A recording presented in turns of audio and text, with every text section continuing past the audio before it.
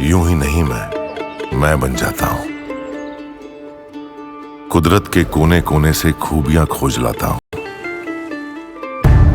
गुणवत्ता की गहराइयों का गोताखोर हूं मैं। यूं ही नहीं मैं रजनीगंधा बन जाता हूं। दिल्ली विधानसभा में आम आदमी पार्टी की बोलती तो तभी से बंद है जब से सीएजी की रिपोर्ट आई है। सीएजी की रिपोर्ट में आम आदमी पार्टी के भ्रष्टाचार की पोल खुलनी शुरू हुई, तभी से आम आदमी पार्टी के नेताओं की धड़कनें बढ़ी। बीजेपी ने जब से कहा कि आम आदमी पार्टी के भ्रष्टाचार की पोल खोलने वाली 10 से 12 रिपोर्ट अभी आनी बाकी है, तब से तो आम आदमी पार्टी के सारे गियर डाउन हो गए। इसलिए विधानसभा में भी आम आदमी पार्टी के नेता बीजेपी पर सीधा हमला नहीं बोल रहे। आज पूर्व सीएम आतिशी विधानसभा में रूल बुक लेकर आए और विधानसभा अध्यक्ष विजेंद्र गुप्ता से भिड़ गई, लेकिन विजेंद्र गुप्ता ने इस बार आतिशी को कोई मौका नहीं दिया। देखिए वहां पर क्या हुआ है रूल बुक को लेकर, फिर आगे की बात बताता हूं। बुक के अनुसार सदन की परिसर की परिभाषा में नहीं आता। आपने हमें गेट के अंदर आने से रोका, गैर कानूनी तरीके से रोका, गैर संवैधानिक तरीके से रोका और रूल बुक के अनुसार नहीं रोका। कोई ऑर्डर नहीं पास किया। अब आप बैठिए, आपका विषय पूरा हो गया। अब मैं फिर स्पष्ट कर रहा हूं, ये चेयर की रूलिंग है और मैं इसको स्पष्ट कर रहा हूं। बैठ जाइए आप। सदन के जो डी है वो पूरी तरह स्थिति को स्पष्ट करता है। विपक्ष अगर रूलिंग को और रूल बुक को अन्यथा लेगा तो कोई भी सदस्य, पक्ष का या विपक्ष का, वो इसके लिए परिणाम के लिए जो है वो एक प्रकार से वो समझ ले कि इसका परिणाम क्या होने वाला है। आप देखिए, एक तरफ जहां आम आदमी पार्टी के नेता एजेंडा सेट करने में फंसे हुए हैं, दूसरी तरफ दिल्ली में बीजेपी की सरकार बने 12 दिन हुए हैं और ताबड़तोड़ काम हो रहा है। दिल्ली में नई सरकार क्या क्या कर रही है उसके बारे में आपको बताता हूं। दिल्ली के मंत्री ग्राउंड पर है, कोई पानी की किल्लत देख रहा है, कोई सड़कें ठीक करवा रहा है, कोई प्रदूषण से लड़ रहा है। इसी बीच अमित शाह ने भी दिल्ली पुलिस के साथ मीटिंग की है, जिसके बाद तो दिल्ली पुलिस आरोपियों को ठोक रही है। दिल्ली में बीजेपी की सरकार आने के बाद दिल्ली पुलिस ने गियर चेंज कर लिया, तो दूसरी तरफ बीजेपी के विधायक आम आदमी पार्टी के नेताओं पर फायर है। आज विधानसभा में चर्चा के दौरान जब आम आदमी पार्टी के विधायकों ने प्लेकार्ड दिखाने शुरू किए तो बीजेपी विधायक मोहन सिंह बिष्ट ने उन्हें बाहर निकाल देने की बात कह दी।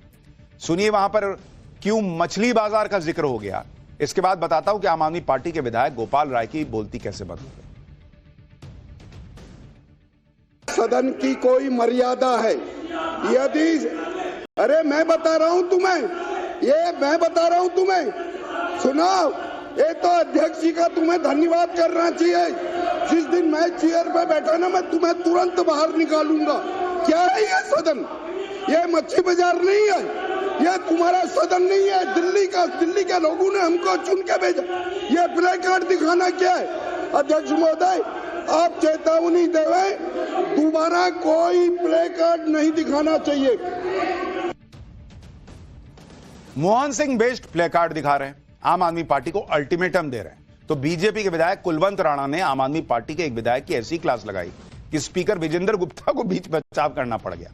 विपक्षी विधायकों के टोकने पर कुलवंत सिंह राणा इतने भड़क गए कि बीजेपी विधायकों और आम आदमी पार्टी विधायकों के बीच जमकर तू मैं हो गई।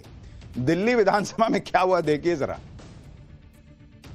ऐसे होनी चले मत ऐसे होनी चलेगी। चोरी खुलेगी, तुम्हारी चोरी खुली भी गई है और तुम ईमानदार, तुम चोर लोग हो, चोरी से आए थे तुम लोग। तुम ईमानदार हो, बोलते रहे बेशक। इसने वो कैसे बोली?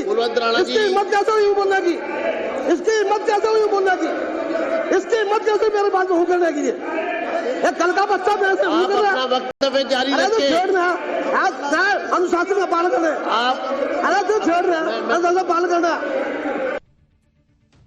विधानसभा में आम आदमी पार्टी आरोप लगाने लगी कि उन्हें विधानसभा में बोलने नहीं दिया जाता, लेकिन गोपाल राय को देखिए, विधानसभा अध्यक्ष ने टाइम खत्म होने की घंटी बजाई तो वो बोलते हुए रुक गए और बार बार कहने लगे, कहने पर भी नहीं बोले। विधानसभा स्पीकर की घंटी के बाद गोपाल राय की बोलती क्यों बंद हो गई वो देखिए।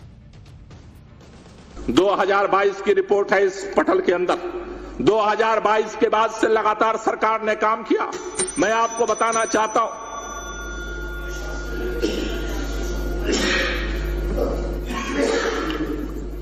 करिए ना। आपने घंटी बजाई थी। हाँ, घंटी दे दिया कि समय हो रहा है, तो उसको समाप्त कीजिए। बंद कर दिया, ये जैसे आप ठीक समझे। बंद कर दिया। बताइए।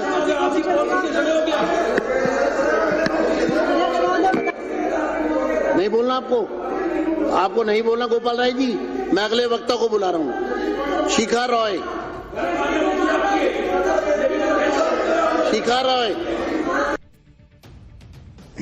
यानी घंटी की ट्रिंग ट्रिंग सुन के रुक गए।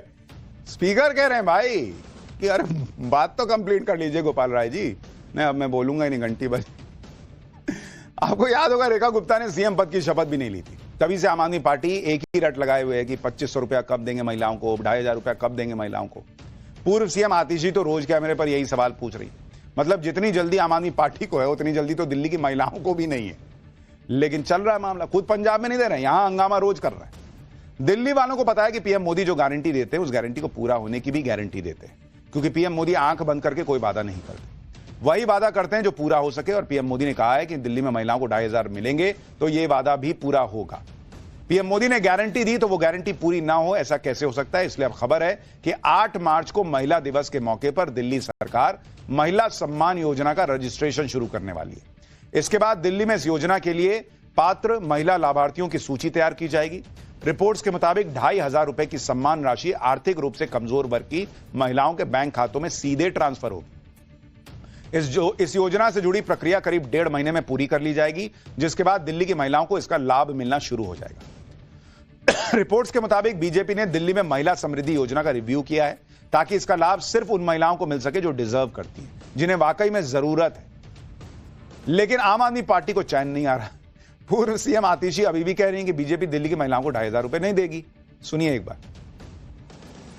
जैसे ही सदन में हमने 2500 रुपए का मुद्दा उठाया, तुरंत भारतीय जनता पार्टी के अध्यक्ष तिलमिला उठे, भारतीय जनता पार्टी के विधायक तिलमिला उठे, हमारे माइक बंद कर दिए, हमें बाहर फेंक दिया गया। ये क्या दिखा रहा है? भारतीय जनता पार्टी का दिल्ली की महिलाओं को 2500 रुपए महीने देने का कोई इरादा नहीं है। तो अगर ये सदन के अंदर रहते तो 2500 रुपया मिल जाता। इनको सदन से बाहर कर दिया तो नहीं मिलेगा। अपने इरादों को हकीकत में बदलने के लिए बीजेपी कोई जल्दबाजी नहीं कर रही। प्लानिंग ऐसी है कि सिर्फ जरूरतमंद महिलाओं को ही योजना का लाभ पहुंचे। जानकारी के मुताबिक सरकारी नौकरी करने वाली महिलाओं को स्कीम का लाभ नहीं मिलेगा। वो महिलाएं जो इनकम टैक्स का रिटर्न दाखिल करती हैं उन्हें भी हो सकता है इसका लाभ न मिले। जो महिलाएं पेंशन का लाभ ले रही हैं उनको भी स्कीम का लाभ नहीं दिया जाएगा। यानी पीएम मोदी ने दिल्ली की महिलाओं से जो वादा किया था वो पूरा होगा, लेकिन जिन महिलाओं को जरूरत नहीं है, जो महिलाएं आर्थिक रूप से सशक्त हैं, उनको जो है वो पैसे नहीं बांटे जाएंगे। यही मॉडल है प्रधानमंत्री मोदी का। एक तो है कि भाई आप सबको बोल दीजिए, जिसको जरूरत है नहीं है सबके अकाउंट में डालेंगे, लेकिन फिर वो पैसा कहां से आएगा। और इसीलिए अगर आप देखेंगे बीजेपी यही मॉडल तमाम दूसरे राज्यों में भी लागू कर रही है, जहां उन महिलाओं को ही सम्मान निधि मिलती है जिन्हें वाकई इस आर्थिक मदद की जरूरत है, फिर चाहे वो मध्य प्रदेश हो, गुजरात हो या महाराष्ट्र हो। लेकिन हंगामा तो दिल्ली में चल रहा है।